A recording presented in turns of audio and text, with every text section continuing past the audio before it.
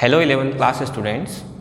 Today we will continue our previous chapter, that is biological classification. In this chapter we have discussed about the two kingdom classification and the history of the classification. Now students, in this video we will discuss about the five kingdom type of the classification. So let's start. In five kingdom classification students, all living organisms which present on the earth are divided into different five big or large groups, that is kingdom. So that is why this system of classification is known as five kingdom type of classification. It was given in 1969 by R.H. Whittaker, a scientist who proposed this classification. R.H. Whittaker does not subclassify the previous two kingdom classification and two kingdoms, but instead he proposed new five group of the living organisms. So let's see what was the name of this kingdom. The first kingdom was Protista or Monera. Second, Protista. Third, fungi. Fourth, plantae. And fifth, animalia. Among these five kingdom students, the two kingdom, that is plantae and animalia, are taken from the previous two kingdom type of the classification, and these three, Monera, Protista and fungi, these three new kingdoms are proposed by R.H. Whittaker. Let's see students how or what was the basis of classifying these five groups. So students, if we see in detail that organisms present on the earth, all the organisms that are present on the earth, if we divide them broadly into two groups, then two groups divided on the basis of the cellular organization or types of the cell. We have discussed in previous video two types of the cell, that is prokaryotic cell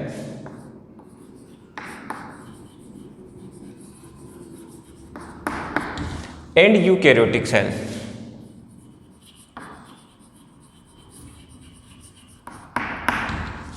So first of all the living organisms are classified into two groups on the basis of the types of the cells present them, and those living organisms who possess the prokaryotic type of the cell, they were kept under the kingdom Monera. This kingdom C. That means all the living organisms present in Monera kingdom have prokaryotic type of the cell. That is why these are kept under the prokaryotic group. So among the five kingdom, one kingdom was kept in prokaryotic group. Rest of the four kingdoms are placed in eukaryotic. But eukaryotic group is again divided into two parts on the basis of the number of cells present in living organisms.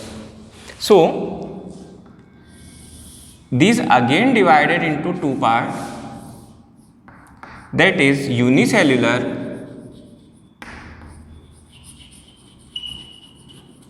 and multicellular.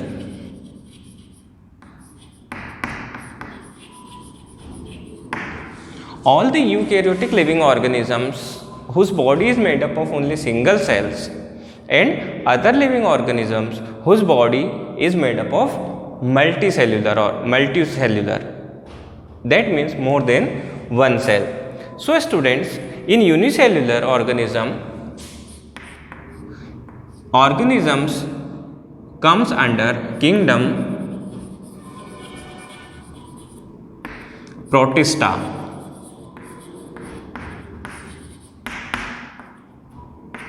So here you can see that kingdom Protista, the living organisms of the kingdom Protista have eukaryotic type of cell but unicellular body. Okay. Second thing, multicellular type of living organisms again subdivided into two parts. And name of this group was decided on the basis of the cell wall present in the body of the living organisms. One who possess cell wall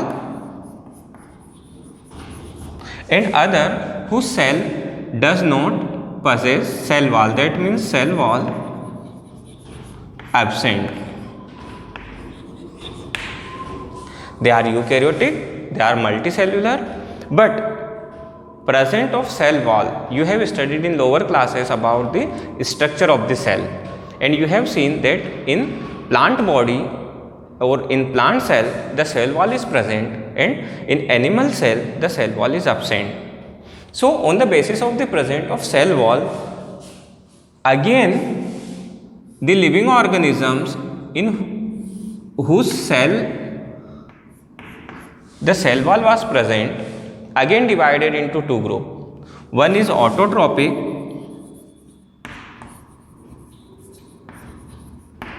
and other one is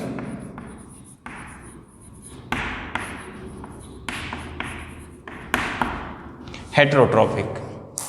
Heterotrophic, that means who doesn't possess the chlorophyll, who depends on their food on other living organisms, and autotrophic, that means the living organisms who have chlorophyll and they can make their own food with the help of the process of photosynthesis.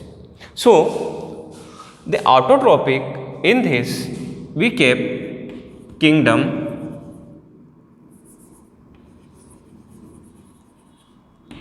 Plantae, and in heterotrophic type of mode of nutrition we kept the kingdom Fungi, and the last one, the living organisms whose cell lacks the cell wall are known as Animalia.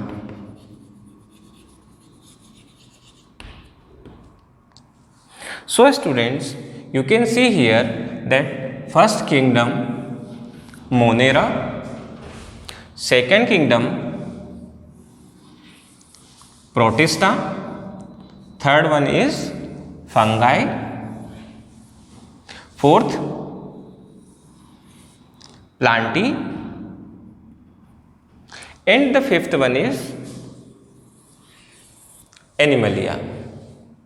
Here this is the classification of the living organisms into 5 kingdoms. Let's revise once again. The name of the 5 kingdoms are Monera.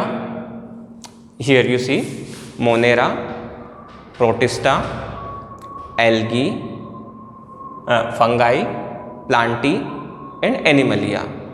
And if you broadly see the basis of the classification of these kingdoms, then we see that all living organisms are divided into mainly 2 groups on the basis of the types of the cell present in them. One is prokaryotic and second is eukaryotic. Prokaryotic, that means all living organisms which have primitive type of the cell, in the cell of which there is no well organized cellular organelles are present in them. They lack the true nucleus. That type of cell are known as prokaryotic or primitive type of the cell, and in this case we made the kingdom Monera. Second, eukaryotic type of the living organisms. In eukaryotic, it again divided into 2 parts on the basis of the number of cells present in the body of the living organisms. One is unicellular living organisms whose body is made up of only single cell, and it forms the kingdom Protista. Second, if we consider the multicellular body organization, then it again divided into 2 groups. One in the cell of which cell wall is present, and second the cell in which cell wall is absent. If the cell wall is absent, it forms only one type of the kingdom, that is kingdom Animalia. And second, in which cell wall is present, it again forms two kingdom, one on the basis of type of the nutrition, that is autotrophic, and second is on the basis of heterotrophic. In autotrophic, plantic kingdom is placed. Those who possess the chlorophyll, they can form their own food with the help of photosynthesis. But in heterotrophic mode of nutrition, fungi, they lack the chlorophyll, they cannot prepare their own food. If you talk, students, heterotrophic type of mode of nutrition, then you have seen many different types of heterotrophic mode of nutrition. Let's see which are main heterotrophic type of mode of nutrition.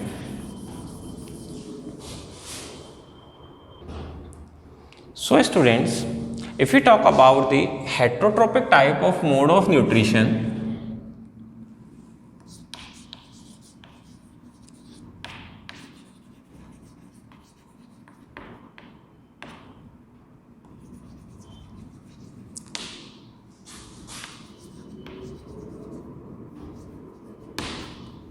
then we see that in fungi group which type of main methods of nutrition are found.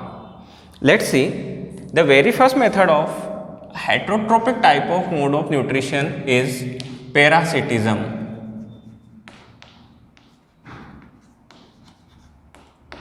Parasitism or parasite, you know that parasites are living organisms that depends on other living organisms for their food. They obtain their food with the different types of the methods of obtaining food. For example, you have listened the name of the Cuscuta plant or sandal plant, which are parasite in nature.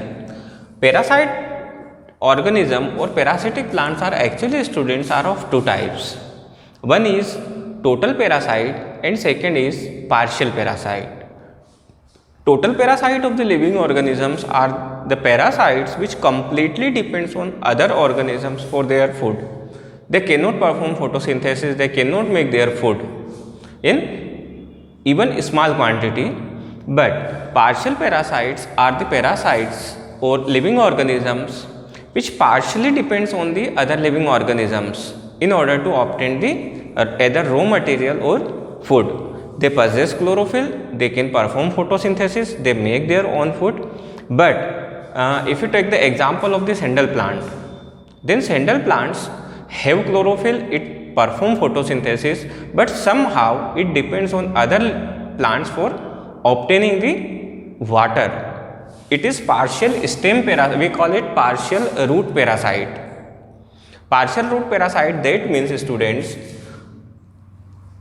the sandal plant penetrate its root in the root of the other plants because its roots are not highly developed, so they does not spread too long that they can absorb the sufficient amount of the water and minerals. So in order to obtain the water and minerals in sufficient quantity, it penetrates its root inside the root of the other plant and obtain water and nutrition from there. And if we see it from the outside, it is completely just like normal autotrophic plant. Its leaves are green, it possesses chlorophyll, it performs photosynthesis. But inside the soil, it penetrates its roots into roots of the other living organisms, so it is partial root parasitic plant. So the parasitism is of two types. One is total parasite and second is partial parasite. Second type of the heterotrophic nutrition is saprophytic nutrition. Second is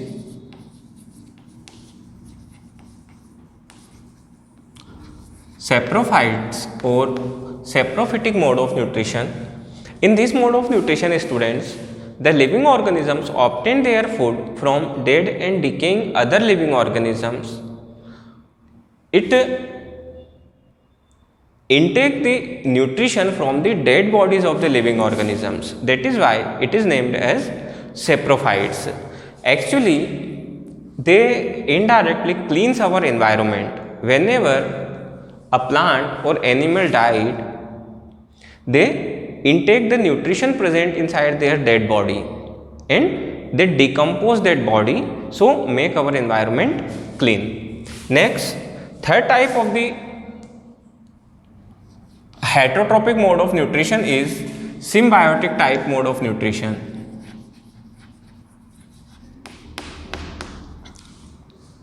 In symbionts or symbiotic mode of association, two organisms spend their life together in coordination with each other.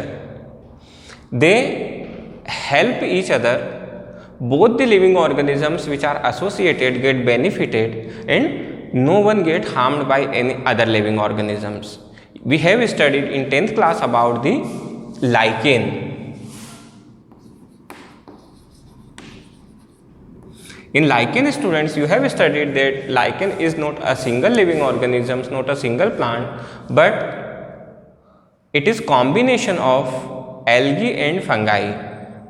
Algal part of the lichen possesses chlorophyll, while fungi part of the lichen possesses roots. So, the fungi part of the lichen absorb the water from the surface and it transfer the water to the algal part. Algal part possesses the chlorophyll, it perform photosynthesis, make the food and transfer the food material to the fungal part of the lichen. So, in this way, both the parts of the living organisms get benefited from each other and none of them get harmed. But here, one thing is noticeable, that if due course of any reason the death of one living organism takes place, then second will be definitely dies. Next type of the heterotrophic mode of nutrition is, students, insectivorous.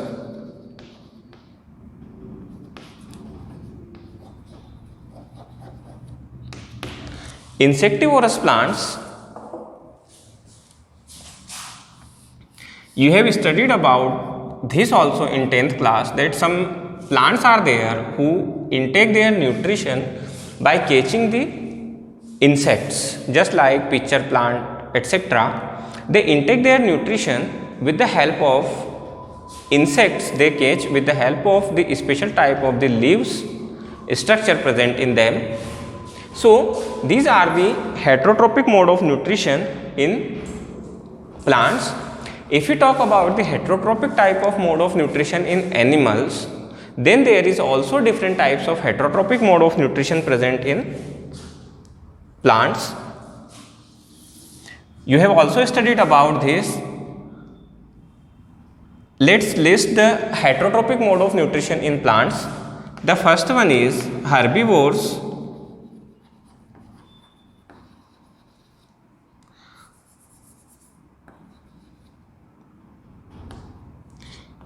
Second is carnivores.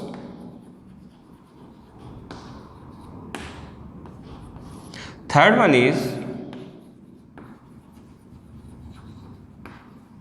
omnivores, and fourth one is, again this is our first type, that is parasites. In animals, different types of parasites are also present. Let's discuss them one by one. Herbivores are the living organisms that intake their food from the plants only. That means the living organisms which eats the plants only are known as herbivores. Second thing, carnivores or the flesh eating animals are the living organisms or the animals who eats herbivores, who eats those organisms who eats plants only. And the example of the carnivores are lion,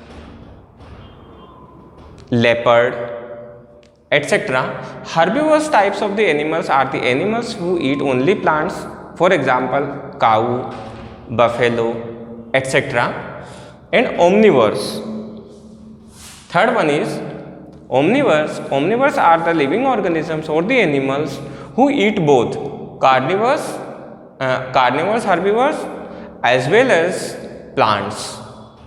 That means they can feed plants as well as other living organisms. For example, dog, cat, fox, etc. These can eat plant products as well as the animals.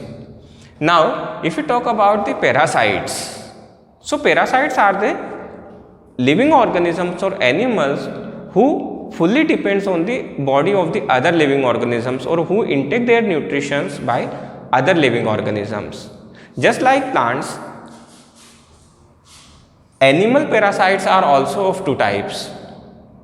One parasite are the parasites who take their food but from other living organisms but are present outside the body of the host, and second parasites are the parasites who present inside the host body and intake their nutrition from there. So, on the basis of the presence of the parasite inside the body or outside the body, they are of two types.